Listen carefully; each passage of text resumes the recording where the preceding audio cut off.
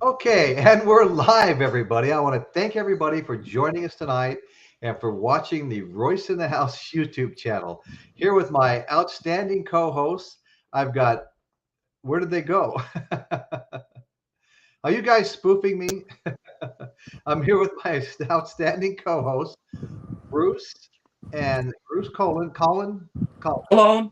Cologne, okay, and Michael Nolan. Now, I want to say one thing about these guys. They both have excellent YouTube channels. Bruce's, as you can see, is the R&B show, and Michael's, as you can see, is Michael Nolan, The Bottom Line. I want to really encourage anybody that watches this video to go to both these guys' shows. You're going to love it. You're going to want to subscribe while you're there. Hit that notification bell so you don't miss any of their shows. I never miss a show. These guys are fantastic. I feel very fortunate to have them here as co-hosts. Very knowledgeable guys, and I want to thank you guys very much. And Thanks, Royce. Thank you, Royce. no, you're quite welcome. And once again, I want to thank everybody that's joining us tonight. We're looking forward to having a good show here. This is going to be on acoustic music, and Yeah. we cover a lot of hard rock and heavy metal, and we'll be covering a lot more. So don't run off if you're not into acoustic. We'll be back with a whole lot more. I got more coming this week. But anyway, what I also love acoustic music, and most of it's being done by my favorite hard rock bands, okay, and heavy metal bands, okay, and that's what I really like about it because of that contrast. They go from that heavy metal down to doing stuff acoustically, which is like a really pure form of creating music. You can't hide behind this distortion and all these other effects. What you see is what you get, right? So to Right. start off with, I'm going to make an opening statement about acoustic performances or acoustic bands. To me, the Beatles own acoustic music. I mean, you could make a show out of every single one of the albums on just the acoustic songs on those albums. Those guys were fantastic. I mean, the harmonizing, the rhythmic nuances. I mean, George Harrison's hooks that drew you in from the first or second note tops.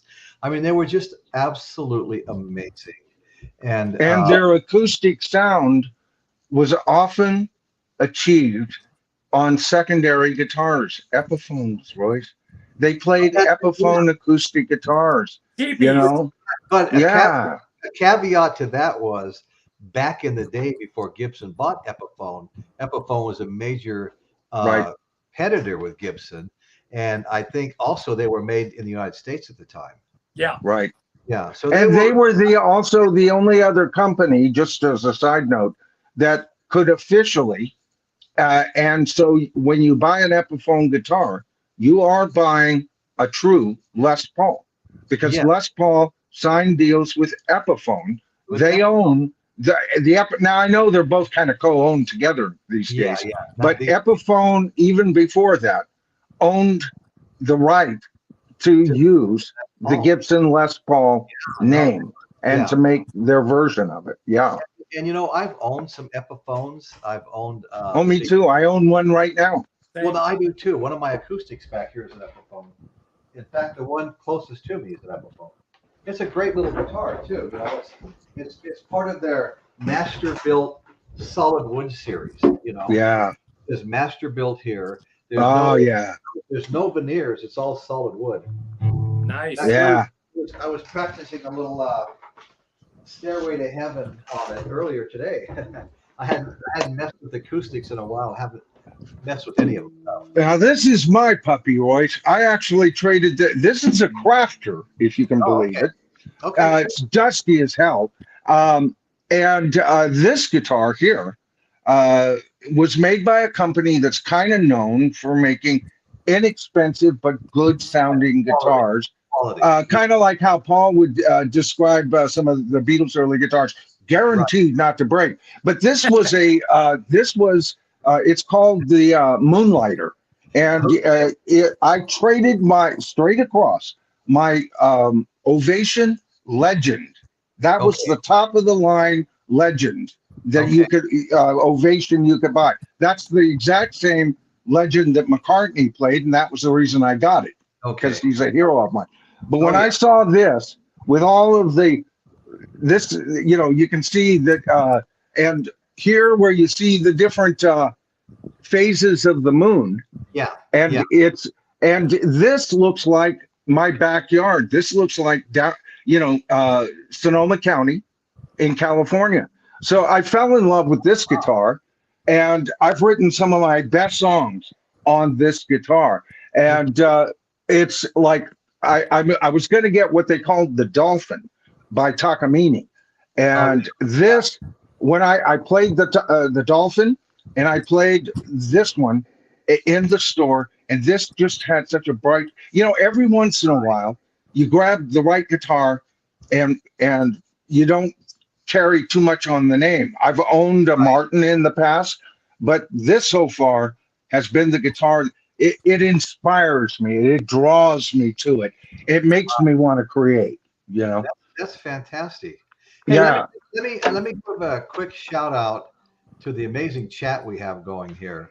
I want to say hi, Caitlin. Hi, Chris Elliott. Hi, Mary Jane. Hi, Gloria. How you doing, Gloria? Let's see. All the usual suspects. Right. Man of many voices. Don't you just love that? Man of, yeah. Of Oh, many he's voices. always got great points. Very knowledgeable himself. Very knowledgeable. Yeah. Yeah. Yeah. We have a lot of that in the chat. I mean, just about everybody, really. Yeah. So, Manoff took me to task the last time we were discussing Paul McCartney. If you remember, he had some good points. Yes. Yeah. Yes. And I appreciate that. I don't have to have people agree with me. Right. No. I like the whole idea of starting something and then getting people thinking, Right. That's why, you know what, Royce, you shouted out Bruce and I've got to do a shout out quick on both of you, because I'm going to tell you, I never miss an episode of either one of your channels. And I love, why I love your channel. I've been so involved with your channel. I consider your channel my home away from home. I think Bruce is starting to feel that these days. Awesome. And both of you guys, I just wish Dan was here because I was expecting him. I hope he shows up. Yeah. He's had. Be great to see him. Yeah. He's had some. But do you realize when Dan and I and Royce and Bruce are on, you have the experience of over 250 years of serious listening to the music, and not just casual listening. Because I can tell you, Dan and Bruce and Royce and me, we tear this stuff apart. We've been tearing it apart since we were old enough to do it, And with Bruce being only a decade, well, a little more than that, I'm jealous this guy looks this good.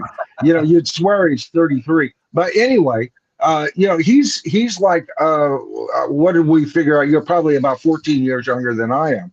But it's so good to have Bruce on the panel, because that he is in that generation that fully embraced the new wave that was coming out of the 80s, which to me was the second most exciting decade in rock and roll.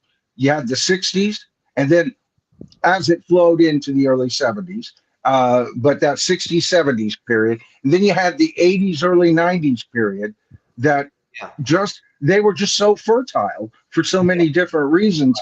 And Bruce, I love the fact that he's such a fan of what you and I grew up on, Royce, but at the same time, you and I never gave up.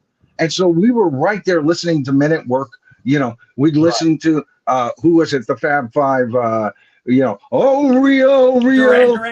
Duran, which I consider to be a great pop band, but still, and talk about a band that's had several incarnations. So I'm just saying the panel, that's why I love showing up here, because we can talk about just about anything having to do with classic rock for hours. I gotta say, we gotta say hi to Record Hound, our friend Record Hound. Thank you for showing up. There he is. Appreciate you being here. Well, you know what?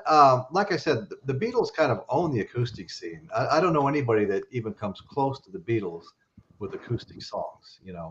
I mean, that was one of the. I mean, they played electrically, obviously, but they made a lot of acoustic songs, and they were all great songs too. I mean, the list is just endless. I mean, Michelle, Blackbird, Norwegian Wood. I mean, just Revolver alone. I mean, they just got great songs. And but Or how about their very first acoustic hit, Yesterday, which yes, is just a yeah, string quartet, right. Paul and his Epiphone acoustic guitar, the Epiphone. most covered song in history, Okay, okay, okay. and was the most played song in popular history beneath Birthday until quite recently. George Harrison's Here Comes the Sun has really, in the modern digital age, he's getting the samples. Yesterday's still a big one, but Right. even I think a couple of other of Paul's songs are even bigger than Yesterday. But remember Yeah. when you heard 42 versions of Yesterday in 10 years time and you loved them all, Loved them you all. know? Great songs. Yeah.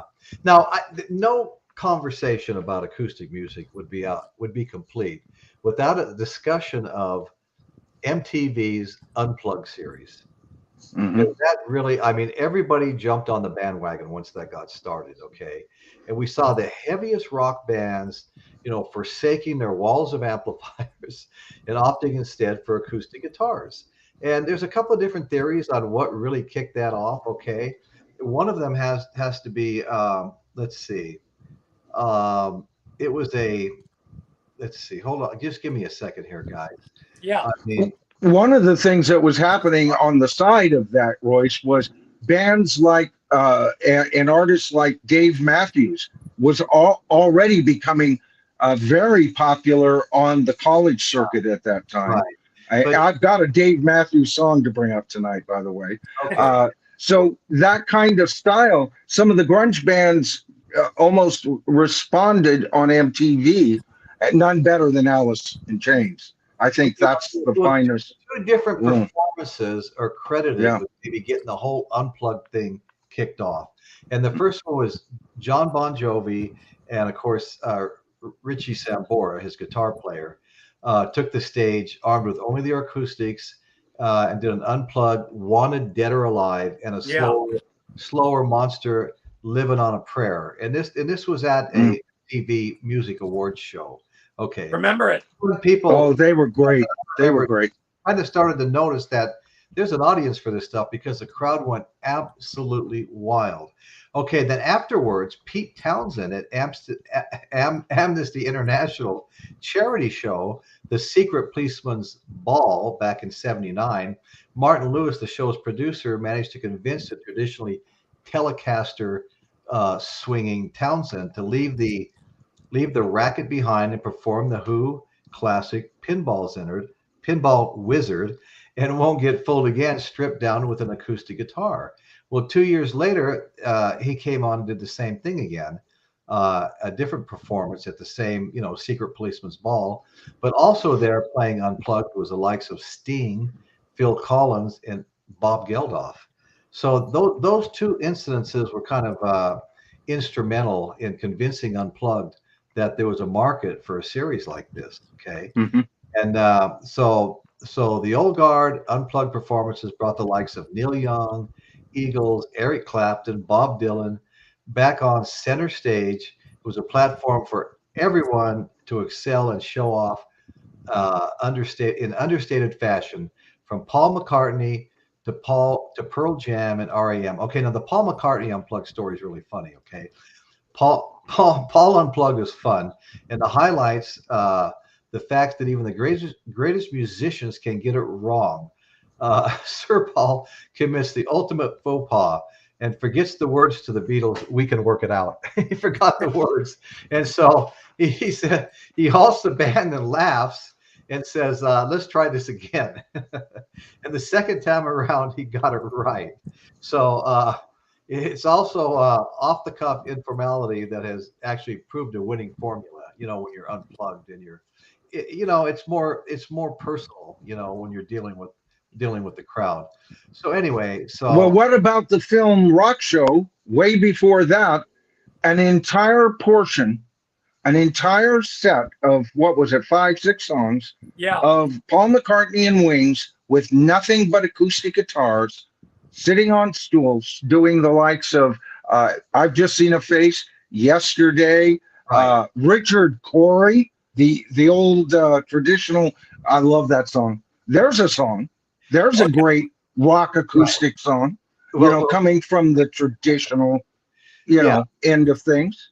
yeah, no, So right. Paul, it could be said the Beatles invented MTV and Paul invented Unplugged because he was doing that. And wow, what a bold thing to do, because that tells you the power of, especially that's my favorite lineup of Wings is Absolutely. Jimmy Nichols and Joe English on drums. Jeff Britton, I liked him while he was there because he was a karate guy. So I'm a martial artist. I love that about him. But he wasn't in it. But as soon as Joe English settled in, but even a couple of the Jeff Britton recordings, that's Paul. Think of those musicians.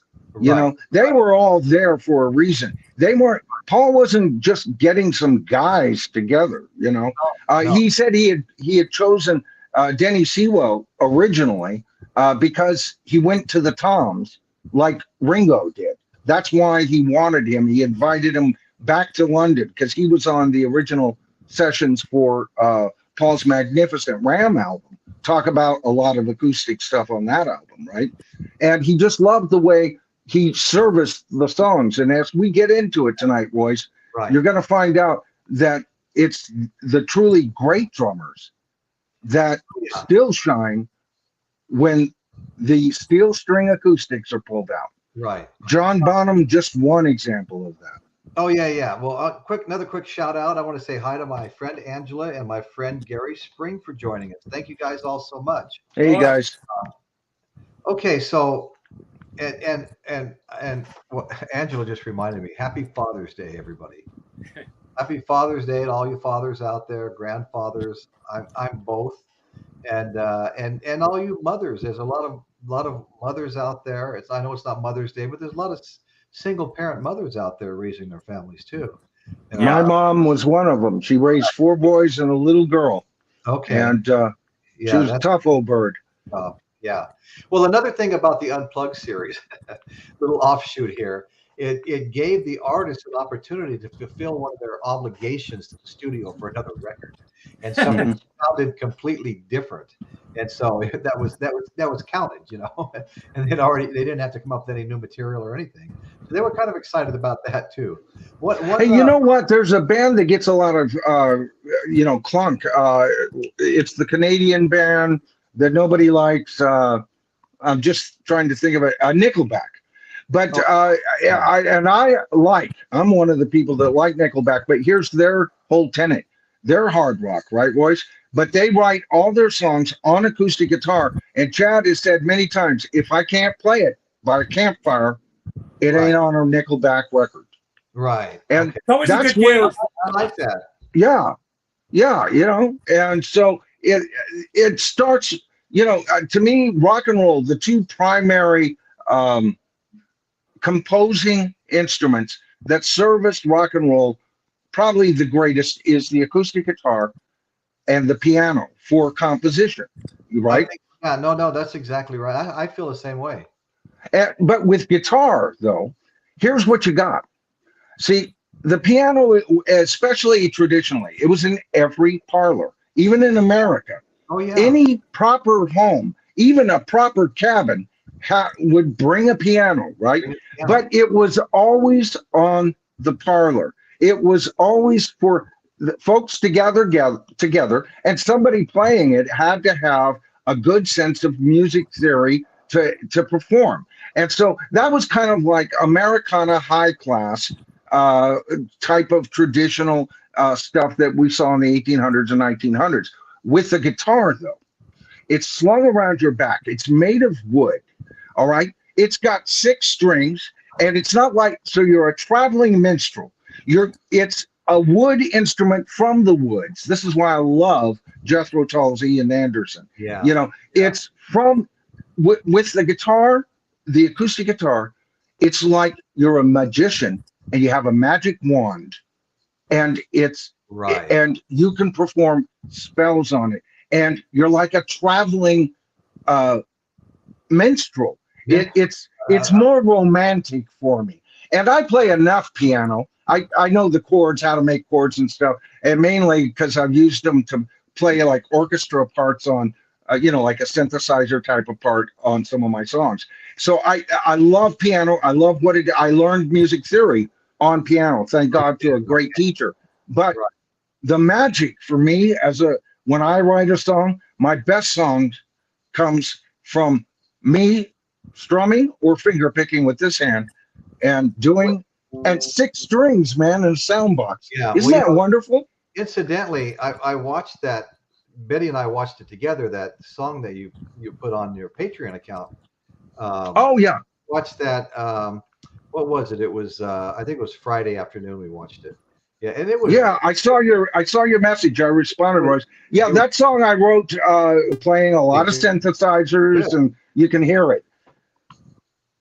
But I'll tell you, that song is a true story. It's called Then the Breakdown. Yeah. And it was not a good time in my life. And some of the best songs are always written. John Lennon would say, Paul writes about Fran and Joe and Bob. He goes, I write about me. And I like to write about both. I can come from both spots, but that one was a personal one. Yeah. Right. Okay. Well, okay. So one of the performances that I absolutely love, and I have the double album set too, is MTV Unplugged. MTV Unplugged. What am I saying? Nirvana Unplugged at MTV in New York. And I know, Bruce, you've got that same album. I do. I knew you did, so I didn't pull mine out. But I've had that on CD since it came out, and that was like a long time ago. And I absolutely love that album. That is a fantastic album. I mean, he's got, Come As You Are, About a Girl, Something in the Way, All Apologies. Then he goes on to pick up a David Bowie song, The Man Who Sold the World, and then Lead Belly, Where Did You Sleep Last Night? Don't you just love that song? Where Did You Sleep Last Night? His version is stunning. Just the haunting lyrics and stuff. I mean, what a fantastic song. His vocal is really, incredible. Yeah, incredible. All right. And so anyway, then we got the devastating sound, the artist struggling with his craft. We're talking about Kurt Cobain. And all the even after all the success he'd had with his band, posthumously released on record as simply Unplugged in New York. Yeah. It has proved to be a defining document of Nirvana, of any of their last three official studio releases. So, I think Nirvana would have gone a lot more acoustic if he had survived. I think they were heading, but it's all supposition, unfortunately. But I think they were heading for an even greater thing, and he was definitely the suffering. He was so like John Lennon. When he felt low, there was no way out, and when he felt high, nobody could keep up with him, and he always questioned himself. Right. Real fragile ego. But Kurt Cobain, he was heading somewhere. You could see he was trying to widen the canvas. Yes, he was, as a writer moving forward, and he was trying to expand what they were capable of and allowed to do, because there was always a bit of the contrarian to him. And even with this Unplugged performance, it's not all their greatest hits. He could have gone that route. He introduced other elements to it, which is what makes it so fascinating. That's exactly right, Bruce. Right. I love this comment by Gary Spring. John Fogerty playing acoustic is a lovely thing to see. Yes, it is. I agree 100%. I love John Fogerty. When he was doing those lockdown videos. Yeah. Yeah. So anyway, so that pretty much, okay, there's one more thing I wanted to mention about the Unplugged MTV. And everybody really kind of jumped in on that, right? I mean, almost everybody did something. Well, there's a couple more things. Okay. August 95, an amazing thing occurred. Kiss, the self-proclaimed gods of thunder, put away their makeup, their flash bombs and fireworks, and submitted to the Unplugged challenge. Kiss did. Now that I did not know. Okay. But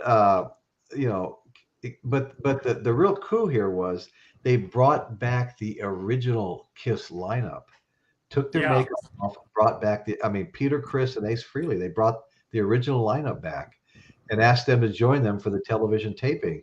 The result was so successful, it paved the way for a full-blown Kiss reunion that would result in the recording of Psycho Circus in '98. Mm-hmm. So that, I thought that was Mm-hmm. that's something I had no idea about. So I thought that was pretty cool. Okay, then another reunion that took advantage of the unplugged format, and this was mentioned earlier by the chat, is that of Led Zeppelin and Jimmy Page. Led Zeppelin's Jimmy Page and Robert Plant. That's what I'm trying to Oh say. yeah. And they did an acoustic set, and oh my God, Page and Plant were to go one better than the regular unplugged show, though, dubbing their 1994 experience the No Quarter. Page and Plant unleaded. The guitarist and vocalist were supplemented by many extra musicians. It was a canny move by the pair, as it gave them a chance to work together without being unfairly tagged as a Led Zeppelin reunion. I thought that's an interesting idea. Well, they called themselves Unleaded. Yeah. Although their 17 song strong set list did include a baker's dozen of Zepp numbers. 17 song set list. How did I miss that? Oh. Where that was all over MTV back in the day. Where do I go to see that now? Maybe I'll Google it or something. There's a DVD of it. Right. And there's tons of footage on YouTube of some of these performances. I just watched a couple last week. They were fabulous, and they showcased some very specialized musicians. It was an orchestra, but an orchestra with some Indian instrumentation blended beautifully together. Okay. If you know what, I got to tell you, that may be Jimmy Page and Robert Plant's finest, tightest, and most professionally filmed performance, even over their stuff with Led Zeppelin. Right there at MTV Unplugged. Yeah. Wow. Yeah. Wonderful stuff. Wonderful stuff. Got to see that. Wow. Well, you know what? I really had a hard time making up a list of my top 10 favorites. And I can't, I did it pencil purposely because I was continuously erasing something up here at number 5, putting something else there and having to move that down. So it was like disastrous for me trying to do that. And no matter how I tried, I still wound up with 15. And we talked a bit earlier. Michael, can you still hear us right now? Yes. There's the pure 100% acoustic songs, but then you've got the songs like some of my real favorites, and maybe my number one favorite, like the Stairways to Heaven, the Over the Hills and Far Away by Led Zeppelin, that start out acoustic. If you're looking up acoustic songs, they show up as acoustic songs. But yet when you get in the middle or toward the end, there's a big, big guitar solo, plugged in guitar solo, amplified. And then it goes back to acoustic before it ends. Now, I was not going to include those initially because I didn't know if that was fair to do that. Right. But, I think we all agreed that it was. And all of the experts that are making all of these lists, and I've been through a lot of them lately, they all called them acoustic songs too, So, and I think what we all agreed before we came on air, just so that people in the peanut gallery know, is we agreed to include these songs because it's quite evident on a couple of these, as you'll see, that they were clearly written on an acoustic guitar by the person. So if it got heavy and all of a sudden there's heavy rock later on in the song, you'll understand why it's on the list, folks. Yeah. Well, here's what I'm going to do. I'm going to start my list right now, and it's going to be beyond 10. And I just added the 2 that I mentioned. Okay. But I start out with the Rolling Stones' Wild Horses. I absolutely good choice. I mean, that song is just off the charts to me. And like I said, I've already brought up the fact that the Beatles own the acoustic thing. I mean, they've got so many great acoustic songs. But for going that, I say Wild Horses by the Rolling Stones. Then I went on to Led Zeppelin's Ramble On as number 2. Yes. Now, having had this conversation about Stairway to Heaven, I would put that above Ramble On. You know, it'd be really a close second behind Wild Horses. I mean, I love that song so much. I was telling Bruce right before you came on, Michael, before the show started, that in all 3 of our vehicles, I have a Led Zeppelin CD right now. So no matter which vehicle I've been in for almost 2 months now, I'm listening to Led Zeppelin. You know, Yeah. as many times as I've heard some of these songs, I might reach down and hit the repeat button on some of them, Right. including Stairway to Heaven. I might repeat that 2 times, and I heard it yesterday. No one's going to shame you for that, Royce. Yeah, I mean, these songs have really had an impact on my life, you know. And Me too. Over the Head, Over the Hills and Far Away. I play that, initial acoustic, riff, starting that song out, and I need some practice. You know, I haven't been playing my acoustic guitars in a while. They've been sitting there on display. So anyway, so Wild Horses, then Stairway to Heaven, and Over the Hills and Far Away, and then there's Zeppelin's Ramble On, and I would put the other 2 in front of Ramble On. But then I get to Eric Burdon's House of the Rising Sun. I have loved that song since junior high school. I've always loved House of the Rising Sun. Another song like Richard Cory, a traditional song, and it's just so good. Another song I can't get enough of, you know. And a lot of these really kind of make up my set list, so to speak, you know. Right. I just, a couple of months ago bought a double album set, Eric Burdon orange vinyl, Eric Burdon retrospective. It's got all my favorite songs on it. It's a double album set. It's got everything on it. Everything from House of the Rising Sun to Sky Pilot to We Got to Get Out of This Place, and just all the great songs, in my opinion. So anyway, then I had to erase something and put this in, you know, and it's Pink Floyd, Wish You Were There. What a fantastic acoustic song that is. Yeah, it's good. Yeah, it's really good. Okay, and then I get to something that might surprise a few people, and I could have put three of these band's songs down all together and listed them as one, I guess, but it's Metallica, Enter the Sandman. A lot of people like the earlier Metallica, Master of Puppets and things like that, and they're good. Don't get me wrong, but this particular, the Black Album, the one with Enter the Sandman, Nothing Else Matters, The Unforgiven. I really love that album. That is my favorite Metallica album. Yeah, I wasn't that interested in them until the Black Album came out. I'll admit it. I'm not a major heavy metal fan. Having said that, I mean, Black Sabbath, everybody knows what I think about Black Sabbath, but they're beyond heavy metal to me. They're not just heavy metal. So if it, I know there's a lot of viewers out there that love heavy metal. What's your favorite, or love prog so much, or whatever style. Heavy metal was, I like the Black Album mainly because Metallica finally spoke to me. Yes, that's how I felt. And they were writing again songs that could just be played on a piano or a guitar in a parlor. All right. I mean, it gets stripped down to that. I always say this: it's in the songs, folks. It's in the song always. Right. Yeah. Okay. Next for me after Enter Sandman was Kansas, Dust in the Wind. Yep. And I think that's an absolutely, to me, that's a rock anthem. A little bit of a not quite up to par with a Stairway to Heaven, but I still consider it kind of a rock anthem, Dust in the Wind. Oh, well, Stairway to Heaven was a pantheon to what we were trying to achieve beyond this life. Dust in the Wind is our epitaph. Yeah. Dust in the Wind, we all know we're dust in the wind. And then when I heard the group was Kansas, Dust, Wind, Dorothy. Oh, I drew up a bunch of stuff. I'm sure a lot of people did that. It's like the first time I heard Eleanor Rigby. Oh, I saw the smoke chimneys of England, 18th century. That's the way I saw it. Great songs, paint pictures in your mind. And Right. Dust in the Wind is a yeah. masterpiece. Yeah, like Dust in the Wind. If you're like out, doing a road trip and it's like late at night and you're like in the middle of nowhere in America, I mean, it just hits you in such a way. Yeah. Yes.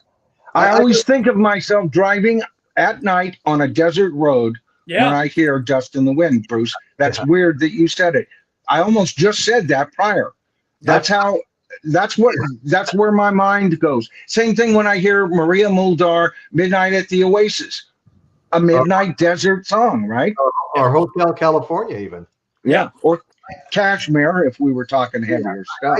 These are all desert drives, you know? Desert drives, right. Yeah. I got a comment real here. I got a comment on what Chris Elliott said. Good choice. Not in this. Oh, great.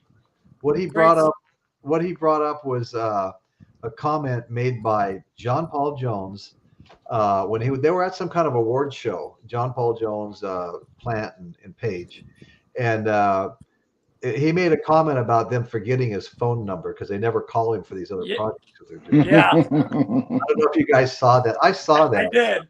Yeah. Yeah. Thanks for bringing that up, Chris. I think that's a great little comment. I watched that live. Okay, so after Blowing in the Wind, I have the Beatles' Blackbird. Blackbird singing in the dead of night. And I think masterpiece. And that has to do with Paul McCartney experiencing racial tension in the United States. Some black woman being treated poorly. And that Blackbird song is referring to that incident there.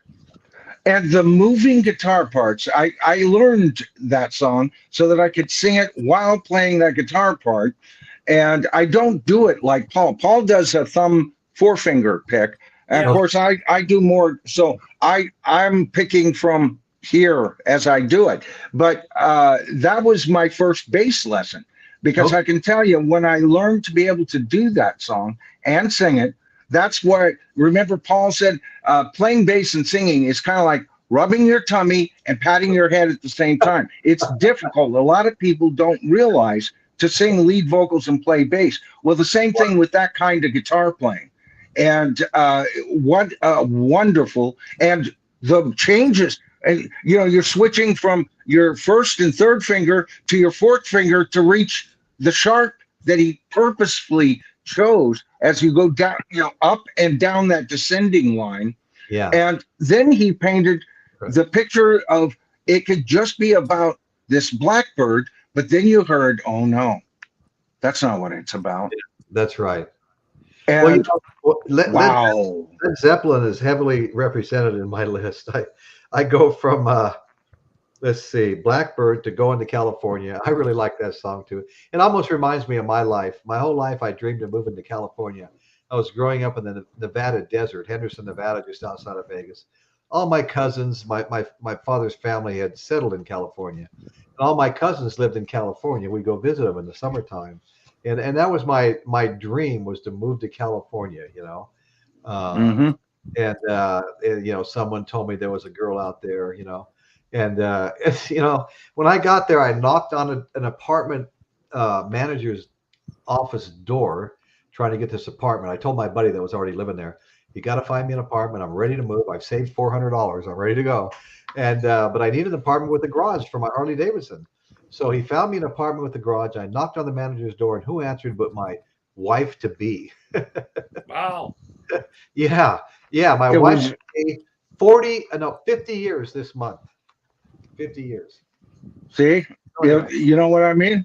There's the magic of music, because a lot of your romantic views of California and all of that was supported by the very music we listened to, Right. Isn't that wonderful, Royce?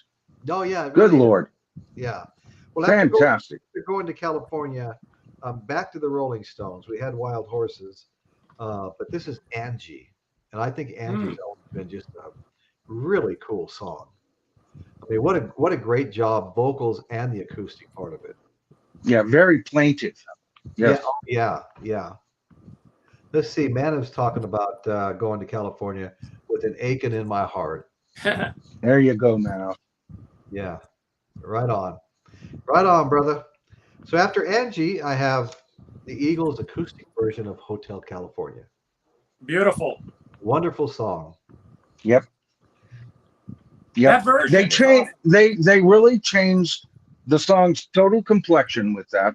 Right. And you know, they did such a great job reinventing that song. But I would have included the original recording, an acoustic song, again, like we would for you know, Stairway to Heaven. It's plainly a song written predominantly on guitar. Of course, we know it was written on guitar. Right. And I'm still trying to not Fry, Henley. There's Henley Fry. Who is it? The guitarist that the Eagles kicked out, folks. Let me know in the comments there. We're having a brain fart tonight on him. Everybody, but it's just us. It's just they us. were his chords, though, Royce, from his guitar. He wrote all the chord structures for that song. So, you know, even the original recording, where it gets kind of heavy and everything, I'd consider that an acoustic masterpiece. Was that Henley? No. No. Okay. It's Don Felder. Don Felder. Don Felder. That's it. See, it's Don's first name that always throws me because there's another Don there. And, you know, and so you think of Henley Fry, and then Felder, you know, but he's my favorite, well, second favorite Eagle. You know, Joe Walsh is, to me, you know, once he joined, I thought he joined. I didn't know he actually didn't join. But once he joined the band, I even became a bigger Eagles fan. But you know what, Royce, you brought up the Eagles. The one thing I would say that would give Hotel California a run for the money is from their country and western album that they did while they were still a foursome, and Bitter Creek. All right, from their Desperado album. Oh, Desperado. You know, talk about, you know, this first of all, this mythical Bitter Creek that he's at, and of course the whole album is an analogy of the Old West gunfighters and how analogous they are to the 20th century rock stars at the time, because there was a lot of things that, you know, they almost saw themselves as that, and they had a whole lot of fun, and they got derided for that album, and that's my favorite Eagles album by far. Gotcha. You know, well, you know, I want to thank Chris Elliott. He congratulated me on an upcoming anniversary, so I thank you, brother. I appreciate it. And let's see. And congratulations on your last video going 2,000 views, and you're over 700 subscribers, boys. Yeah, good Lord. I got a little bump this week. Awesome. That's great. Yeah. A little bump. Thanks, guys. No, you know, the video was well deserved of that viewership, man. I've been saying it all along. This show is bigger than it is. I really do believe it. No, your channel is bigger than it is. Yeah. You know what? It's really hard to wait from Sunday to Sunday to do a show. Right. Because, you know, you get a bump from your show and then the numbers drop back down. Then you get a bump from you really have to mix it up and add some midweek stuff. And I think I'm going to concentrate on trying to get, you know, some shorter shows out there. You know, like that one was 18 minutes, and that was long for, you know, a short midweek show, actually. But, well, I told you in the comments that I wholeheartedly applauded your because you even said that you're going to plan to do this besides the Sunday night show. I think it's the smartest thing you've done on the channel so far. Thank you. You have as much to say as what Bruce and I do on our channels, as any of us, right? I wish Dan would do these kind of reaction videos on his channel, you know, because I'm telling you, I'm not going to take a back seat to anybody. I know what I'm talking about, and I happen to know that you, Dan, and Bruce know what you're talking about.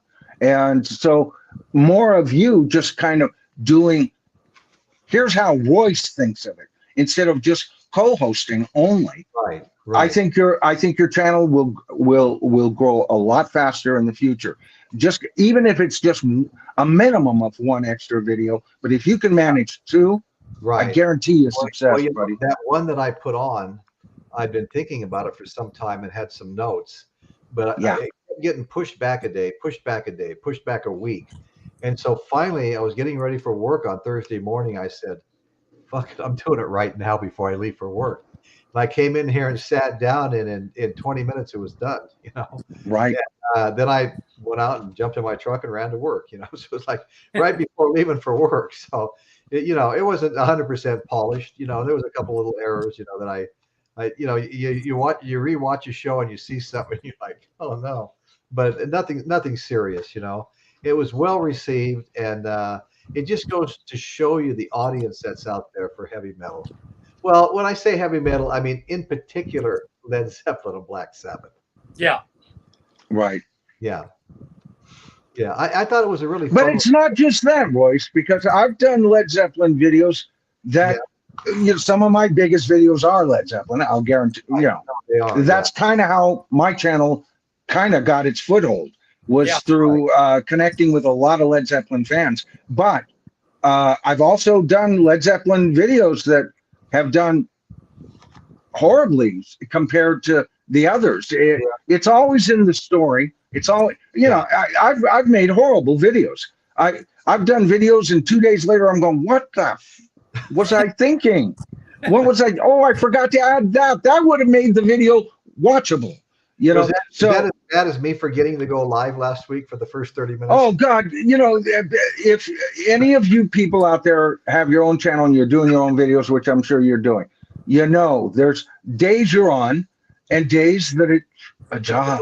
You know, right. And it's the job ones sometimes that can turn out better than the ones that you're on, because sometimes I'm so on, I can't stop talking, and I'll run a thing into the ground, and no amount of editing can fix it. You know, That's funny. Yeah, no, I can certainly relate to that big time. So Angela had Don Felder too. Yes, thank you, Angela. Angela is just knows everything. I'm telling you. Yes, she does. Okay, so let's see. Where was I? Get through my list, because I'm sure you guys have lists. Okay, so so after Hotel California, and I'm not even sure I would have put this that high if I was rewriting the list. I was doing a lot of erasing and moving things around. But what I have next is the Who's "Pinball Wizard" as an acoustic song. I thought the Who needed to be represented with something. You know? I would choose Behind Blue Eyes for that. But Behind Blue Eyes. No. Yeah. That's one of the ones on my list for sure. Yeah. That was on my list over here that didn't make it on this list. Right. Actually supposed to. You're right. Beautiful. Yeah, it is. But Pinball Wizard does have that great acoustic intro. Well, and the whole Who sound all in one song. Yeah. No, it's a good song. I'm not. I'm just saying for acoustic from the Who, that would be my choice. No, I hear you, man, because I'm telling you, I had Behind Blue Eyes right here on this other list. The list I was writing down as we were listening to a syndicated radio show. I mentioned. Okay, so anyway, after that, I had Tom Petty, "Free Falling."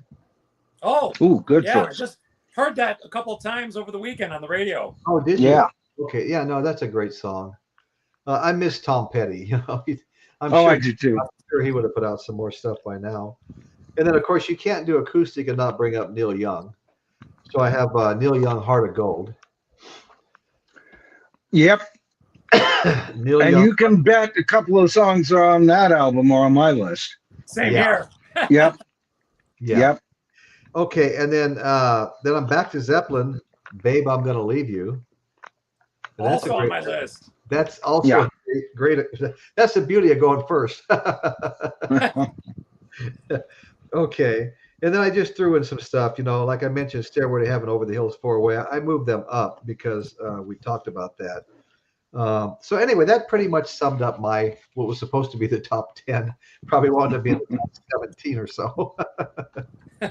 But there's just so much to choose from. I couldn't probably make the same list twice. Of course, there'd be many of the same songs on the list, but it would never be the same list if I waited a couple of days or a week even, you know. Right. There's just too much out there to pick from, and too much good stuff. For sure. I'm sure if we look at the chat now, people have already listed a bunch that probably aren't even showing up on any of our lists. Yeah, I would like to throw that out to the chat. Go ahead and throw your favorite acoustic songs on. 1, 2, 3, 4, 5 at a time. Whatever you want to do, just throw them out there. I'd love to see them. I think we all would. For sure. Yeah. So put them out there, folks. We want to see what you guys like. Inquiring minds want to know. Yes, they do. Yeah. Well, you know, there's so much new stuff coming out. I mean, I watched the Alice Cooper video the other day, and his new album. I don't know when his new album actually comes out, but Caitlin told me there was 3. You could buy it 3 different versions of it in different colors. You know, red and orange, red, and a couple of different marbled colors, then an orange, I think. And I'm not Final sure. variants. I'm free falling. I'm free falling. Okay. There you go. Free falling. Okay. I didn't say I'm free falling. So, Caitlin, is that one of your favorites? I'm free falling.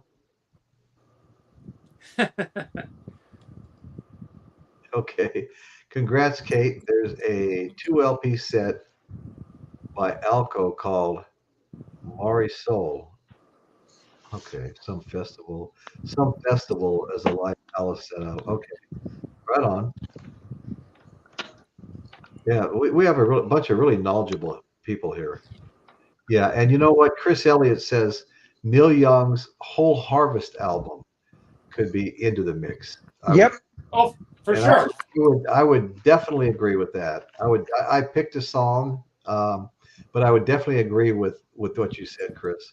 Even its sequel, many years later, Harvest Moon, was also a beautiful, beautiful body of work. Oh no, yes, it was. And there was some great videos out with it too. That dance they were having out, you know, at night, some kind of a barn dance or something. I can't remember, but it's been a while since you don't get to see the videos like you used to when it was at MTV. You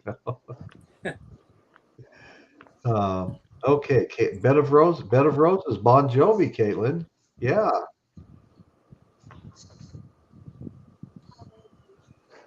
I'm trying to get some fans on in this room, Royce. It's hot here today. Okay. Same here. I got an overhead one going, so. Yeah. We've had some warm days. I've got somebody meeting me Wednesday morning. He came out last Monday morning, and our heating and air conditioner went down completely. It's 38 years old. And so we're replacing it. And I've been having different contractors come up and have a look and give me a price on it. And this guy gave me a really good price, but there's a couple of things that he has to add now. So he's going to come back up Wednesday and take a look at the easiest way to make the change he's bringing up and revise the price. But anyway, I'm excited to get that in because we went through the last summer and last winter without heating and air. And good Lord. And, you know, I will say, thankfully, we live in the very west hills of Atascadero, as far out of town as you can get and still be in the city limits. And we're 11 miles from the ocean as the crow flies. And we do get a coastal influence, coastal breeze that comes through here. And one of the selling points of the 3F Meadows Ranch is 10 degrees warmer in the winter and 10 degrees cooler in the summer. And that we've proved that out many times. We've left Paso Robles with 116 degrees showing on the temperature and pulled into our driveway and it was 92 degrees, you know. Much bigger difference. So it's not as bad, but you do have unbearable days and in particular unbearable nights. And you want to have the ability to cool off if you can. And and of course we run the heater a little more because, and I don't run it high. I mean, I hate utility bills. First of all, I'll get that out of the way right now because they just keep jacking them up, and you're at their mercy. And but I mean, the heating, my gas bill used to be in the 30s, you know, like $32, $34. Then it spiked a few months ago, and that's without a heating unit working. It spiked a few months ago at like $300. And now it's back down like the 80 range. I don't know why it was that 1 month was so insane. But anyway, whatever. We'll be getting that rectified here soon.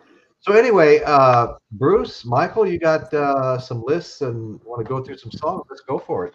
Go ahead, Bruce. Oh, okay. So some of them will be kind of, you know, it's inevitable that we have some that, you know, kind of mirror each other. Right. Oh, absolutely. But I'm going to go through like very quickly my list. It's going to be obviously some classics and also like a nod to some of the more stuff that we were seeing in the 90s era as well. And then I do want to give a nod to just a couple of albums. So first on my list would be the Beatles' Dear Prudence. Oh yeah. You know, the finger picking that you know, Donovan kind of taught John and Paul at the time. So it's just a beautiful song. I really love that one. And you know, I'm a big fan of the Easter demos of the White Album. So I mean, that's a great listen all the way through. So you want to talk about Beatles Unplugged? That's the way to go. We mentioned Zeppelin already. Babe, I'm gonna leave you. The Who, Behind Blue Eyes, of course. Yeah. Somebody mentioned Emerson, Lake and Palmer, Lucky Man. I would put From the Beginning on my list. I've just always loved that acoustic introduction to that. That's a good nod. That's a good nod. Yeah, we talked about Neil Young. I would choose Old Man. No, that's a great song. Yeah, on my list as well, Bruce. Yeah, that you had to learn it on guitar. It's a must. I loved it. It spoke to me. You know, he was a young man, 24, and there's so much more. And especially now, you know, because he is now that old man. And I got it. I got it at 17. I've talked about it on my channel when I first heard Harvest. First of all, I could afford 3 albums. I bought Black Sabbath, Paranoid, all right, and Harvest and Killer by Alice Cooper. Harvest, with those other 2 albums, Bruce. Right. You know, why? Well, first of all, I had heard Cinnamon Girl, all right, and I didn't care for him as much with Crosby, Stills, Nash and Young as much as I was a fan of Crosby, Stills and Nash. Having said that, Crosby, Stills, Nash and Young are one of my favorite bands. It's just I like the tighter sound of Crosby, Stills and Nash. Yeah. But I always liked Neil Young and Stephen Stills as my favorite writers. Yeah. Out of those 4. Right. So I loved, to me, Neil Young, I loved Neil Young for being Neil Young. He was neither Crosby, Stills, Nash and Young, and he was neither just Neil Young. He was all of that. And so I got that album because of Cinnamon Girl, and after the Gold Rush I had heard at a friend's house, and I loved the freaking cover. It was the cover that got me, Bruce. Yeah, beautiful. I can't even explain why that cover comes to me. It's the earth tones, the reddened sun like emblem on it, and the burnt in Harvest Neil Young on it emblazoned. It seems so organic. It called out, the cover called out to me, and I played that album as often. Now think about it, I'm 17, I'm into rock and roll, I'm finally getting into the harder rock, and I'm playing that album as much as I'm playing Paranoid, or as much as I'm playing Killer.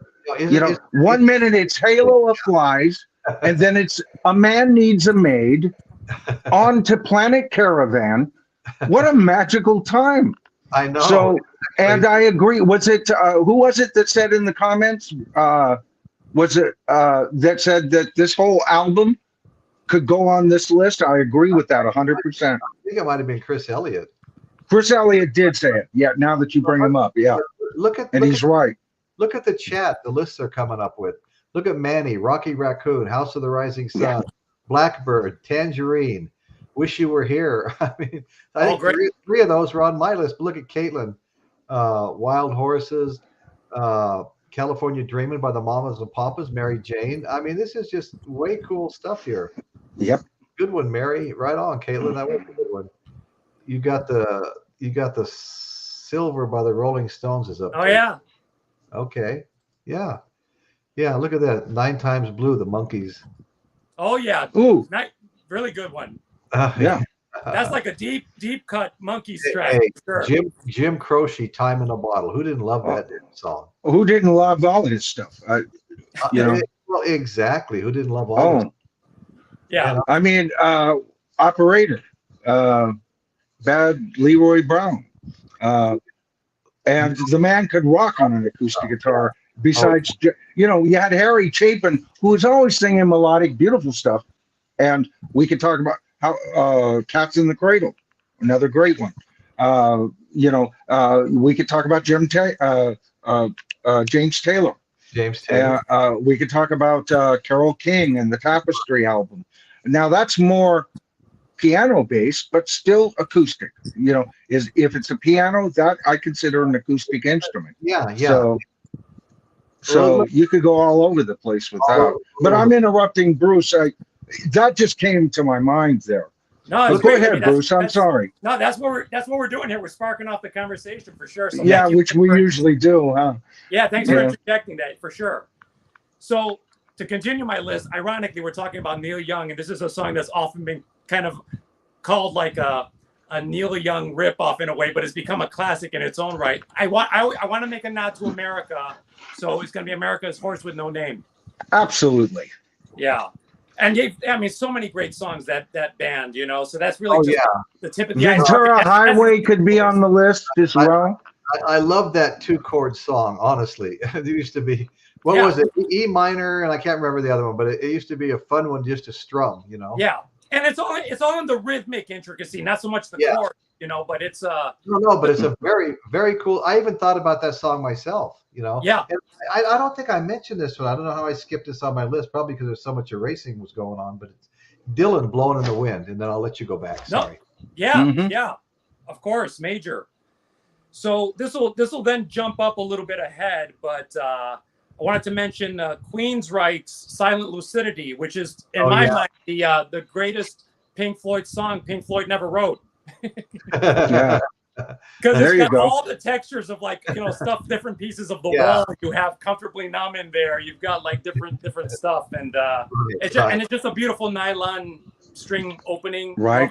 Love that song. Collective Souls, "The World I Know," from that era. That's a very poignant song. Always touches me a lot. Major Collective Soul fan here. Got them all. Yeah. Wonderful. Yeah, great stuff. They've written many, many great songs. Kind of an underrated band from that era. Very, very. From the band Oasis is a kind of a deep cut that never made any of like the Central Studio albums, but has become like a well-known song among their fans. It's a song called "The Master Plan," and that's one that I've always loved of theirs, and that's got like that poignant, typical kind of a Noel Gallagher, you know, wistful acoustic kind of textures to it, then becomes a fuller thing later, but also just one of their better tracks that was never on a full-fledged studio album. And then one song that I wanted to give a nod to, even though it's not necessarily maybe a personal favorite, a huge personal favorite, but I think it was another huge influence on the Unplugged era, was of course Extreme's "More Than Words." Oh yeah, okay. Because that was hugely influential in that era, and you know, having just recently reviewed their latest album, these guys are still going strong. But it's ironic because that's not the band they are. They're a rock band essentially. You have this Outlier song that became like their biggest song. Yeah. But I also want to quickly just give nods to a couple of albums. One would be Cat Stevens's "Teaser and the Fire Cat." There you go. Again, you're talking about like the singer-songwriter era peak in the early 70s, but this has a lot of great songs on it, like "The Wind," "How Can I Tell You," "Morning Is Broken," "Moon Shadow," "Peace Train." I mean, all these. Yeah, Moon Shadow. And not only that, he's everybody's favorite terrorist. True. Yeah. Like they'll tolerate it because of the music. Yeah. No, I know. And then one final one I wanted to give a nod to. This is a lesser known artist. It's kind of like, to me, like the Rory Gallagher equivalent when we're talking about guitar players. But for this, in the folk vein, this is a cult artist, but this is an album that I've always heard about him and then like really went in and discovered it in recent years. It is Nick Drake, "Pink Moon." And this is a really, really profound album. It's like under 30 minutes. And he was an artist who never made it big. He only has 3 studio albums to his name. And the first 2 were like a little bit more overproduced. You know, he was kind of struggling a little bit, getting desperate, you know. And with this album, you know, he struggled with mental health issues. So he died young, and it's a very tragic story. But this is probably the most pure, distilled vision of an artist that I've ever heard on record, because this is uncompromised. This is just him, acoustic guitar, a little bit of piano inserted in there just for ornamentation, but it's the songs, it's the themes and the things that he was struggling with. And you know, people who are fans of Nick Drake, this is like a essential listening. So wanted to give him a nod for people who aren't as familiar. Absolutely. So Michael, that leaves it to you. You're well, I was just gonna. You both have covered a whole lot of the stuff that's on my list. A few that I did think of was from the Dave Matthews solo album that he did, the song "Gravedigger." I love the way that they're hitting the rim of the snare and add the acoustic level, you know, the acoustic guitar sound to that, and of course it builds up, sounding almost metallic sounding for an acoustic thing. I always liked bands that could do that. Righteous Babe Records, what is her name? She's I'm trying to think of her. That's the name of her recording studio is Righteous Babe Records, and she's gay. She writes a lot of social what's socially acceptable in her world kind of lyrics. I took my daughter to see her. I'm just not thinking of her right now. She's not from my lifestyle. Joan Baez or no. This is from she came out in the early 90s, late 80s. She did her own thing. Boy, I hate it when I do this. But the thing is, Annie DeFranco, thank you, brother. I appreciate it. See what I mean, folks? And Annie DeFranco. Now, I don't agree with her lifestyle. It's not because she's gay, because I don't care. It's not that lifestyle. It's her. I took my daughter to go see her. Okay. And my daughter was 12 or 13. It was at a small venue in Santa Rosa, California, that should have prohibited this. But she made her whole show about gay rights, and she had a lesbian comedian. It's funny how lesbian comedians often aren't funny. And they did nothing but talk about gay rights, which is fine, except that, see, there I am again at a Roger Waters concert. And then the comedian, the lesbian comedian, takes off her top in front of my daughter. And this was not a venue that you would ever expect that to be. But despite that, as an artist, Annie DeFranco is one hell of a songwriter. And she plays the acoustic guitar like it's heavy metal. So I love that. Seals and Crofts. We May Never Pass This Way Again. Diamond Girl. Hummingbird. Great, all right? Great song. And there's guitar and mandolin. See, now there's a magic sound. Of course, Led Zeppelin explored that little bit of magic. So I was all set up for Seals and Crofts. And they were in like a flash and gone before you know it. Yeah, but man, true. For about a year and a half, that's all you heard was their songs, it seemed like, you know. Sure. And then I also thought of, like I said, that album there, I would also say not only Harvest, but also the Eagles' Desperado as an entire album could go on this list. But get back to Crosby, Stills, and Nash. And not my favorite writer out of them, David Crosby's Guinevere. Oh, yeah. Talk about, first of all, an idealized woman. All right. But he's talking to his woman, and he's comparing her to one of the greatest lovers in history, Guinevere.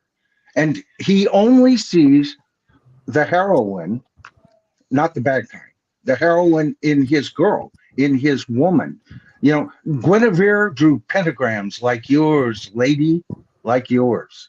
You know, this is what I'm talking about, especially with acoustic guitar. I'm a sucker for guitar more than piano, and I'll tell you why. It's out of the woods. It's magical. I told you about the magic wand. There, David Crosby weaved a magic spell. And so did the Moody Blues with Are You Sitting Comfortably?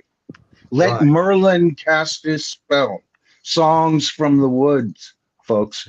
You know, anything that drives that organic, haunted forest, that enchanted forest from all of our childhood stories.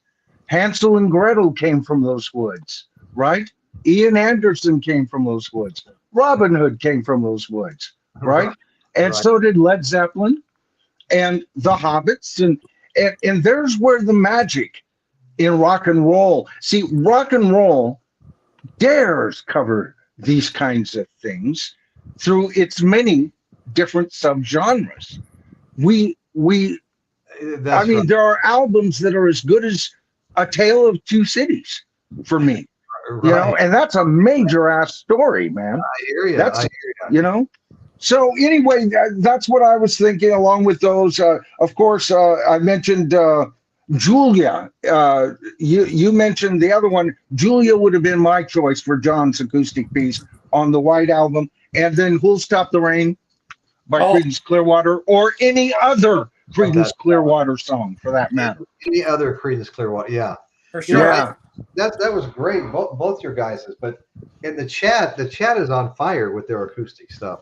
I showed this to Bruce before the show started. I don't think I showed it to anybody else, but it's U2, a double album set, all acoustic.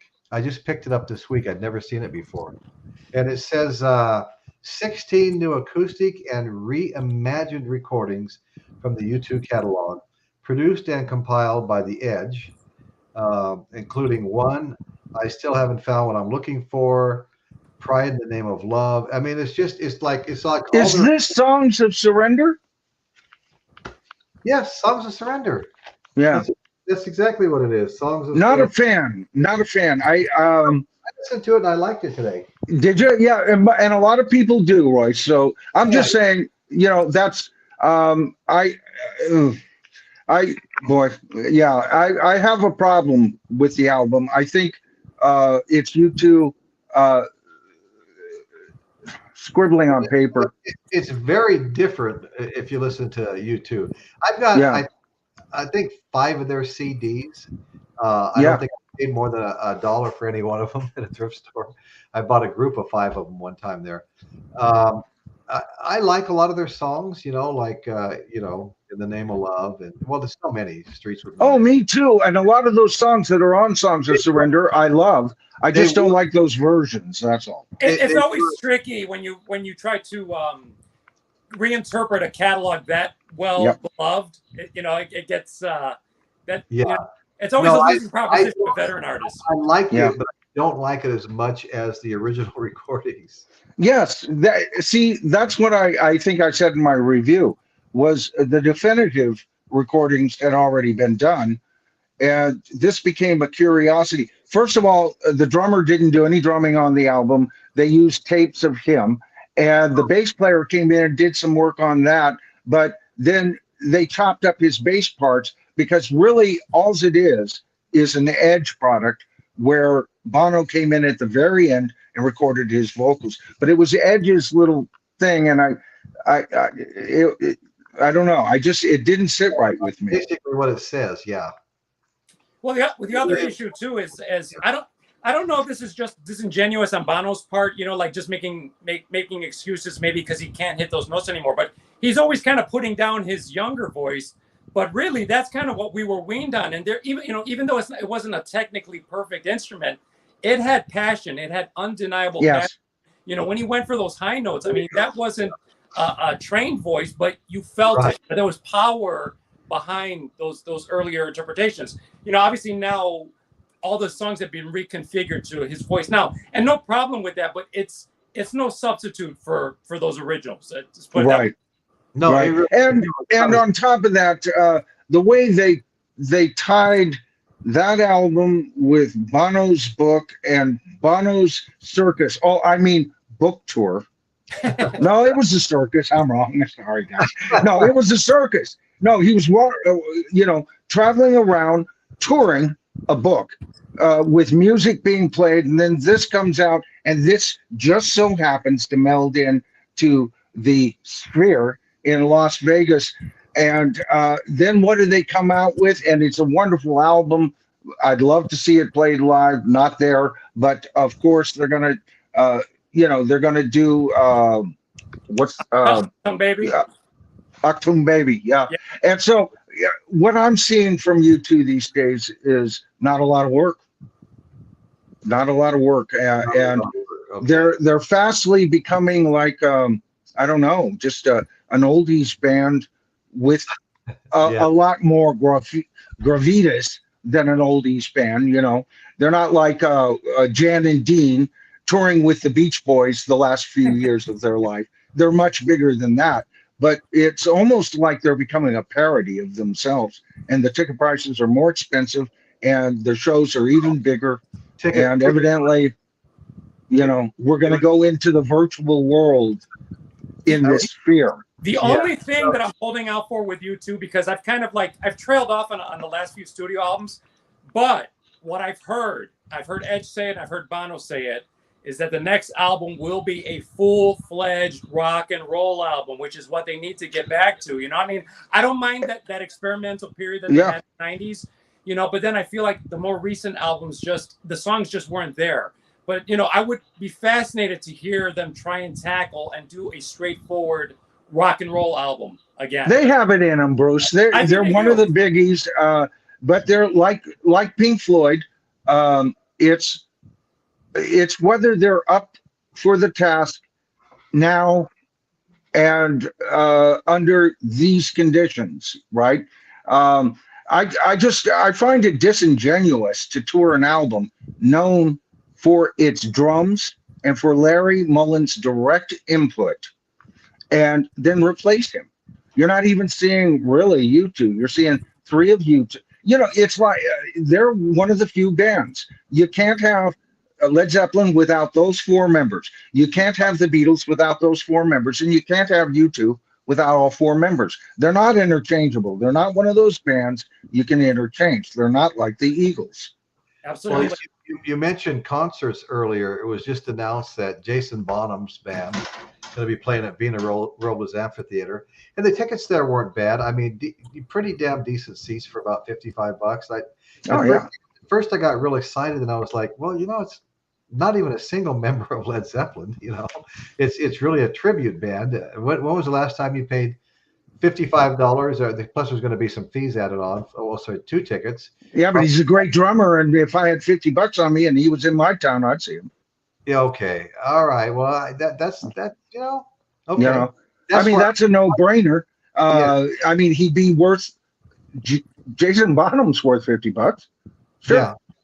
You know, even playing, you know, Zeppelin tunes, and you know, I'm sure I can deal with that. For $50 these days. Yeah.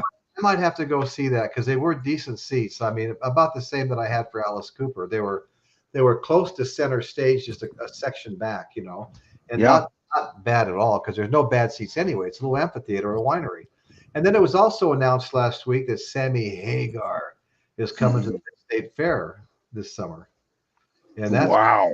Those tickets were a lot more. I mean, not so decent seats were $200 and something, you know, each. But still, it's how many chances are you going to get to see Sammy Hagar? You know? Yeah. You know? Yeah, he's he sounds good still too. Yeah, his voice is still holding up pretty well. Yeah. So, and I the Red Rocker. He's one of the early bands I ever saw. I saw him with Montrose when they first started. You know, their first album they were touring. I saw him at Winterland, and I've been a fan ever since. And you know, he's fantastic. I think he was not properly aligned with Van Halen, although I like some of the stuff he did with them. But Van Halen's guitar style needed the humor of David Lee Roth, even though David Lee Roth was never the singer that Sammy Hagar is, you know. So, but I'd go see Sammy Hagar jam I'd pay $50 just to see him jam on a sidewalk, man. He's a master, you know. Here's some confirmation from Chris about going to see Jason Bonham. Led Zeppelin experience. Excellent. Yeah, you're right. I love Sammy Hagar. I really would like. I might have to see what's left in the tickets there. And that's got to be a good set list. It's got, yeah. What can't he do? You know, I mean, he can cover decades of just his top highlights, and what a show. And here's the thing, I mean, if you're a fan of that Van Hagar era, this is really the only way you're going to get that material. Right. You know? So, right. Yeah. Yep. Right. Yeah. And he sang it, so it'll sound pretty close. I saw Van Halen at the Paso Robles Fair, and it was their reunion tour with Diamond Dave. And that's the only time I ever saw him. But I actually really enjoyed it. It wasn't the same as the old, David Lee Roth, getting 10 feet of air as he leaps off amplifiers and stuff like that. He might have been getting 3 feet of air, but it's still, it still gave you the same feeling. But what the part that was my favorite part, which I mentioned, probably everybody here has heard me say it before, was when we were all, screaming and clapping for an encore, and Eddie Van Halen came out alone and set a little wooden chair in front of the microphone and lowered it down and sat there and soloed for something like 20 straight minutes. Yeah. That was just epic. I'm telling you right now. Yeah. Yeah. Worth the price of admission right there. Yes, it was. It really was. Yeah, I really enjoyed the hell out of that. All right, I really do want to see Hagar. There's just so many good bands coming. They're just flooding through. I met two that were on my bucket list that I missed last year at the fair were Santana and John Fogerty. I didn't get that. So. I was going to ask if anyone's catching Fogerty on this latest tour. Well, he's adding shows. He's not in my area yet. I think it's going to be by me in August, sometime in August. Yeah, I would love to see him. I really would. He's touring with what's his name? Oh, good Lord! One of Chris Christopherson's old mates. Willie Nelson. He's touring with Willie Nelson on and off, but he's also adding shows with just him and his band. I'd rather see him with just him doing like his stuff, rather than at a bigger event and he's one of the shows. I would just love to focus on him one night, Well, not only that, a show like that, oftentimes they come out and play together and stuff too, and that's when you're not going to really get to see the song. Right. Right. Yeah. Somebody coming out, I don't want to go see Paul McCartney and all of a sudden, Shania Twain shows up and sings Get Back with Him. I'm not much for those kind of. Right. Especially not too much. An artist with a catalog like that, you want a dedicated show of theirs. Yes, I do. Their element, not them sharing the bill. That's well put. Right. A dedicated show. Yeah. Right. Exactly.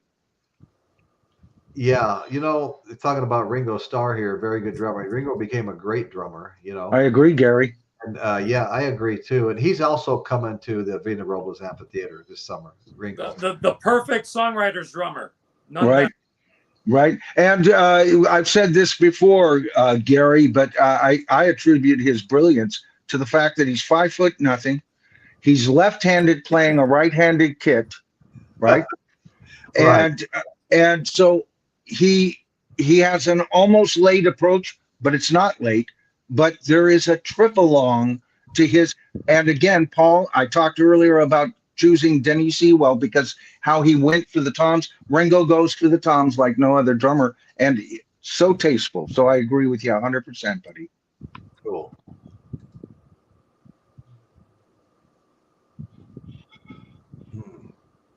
Getting cheaper, huh?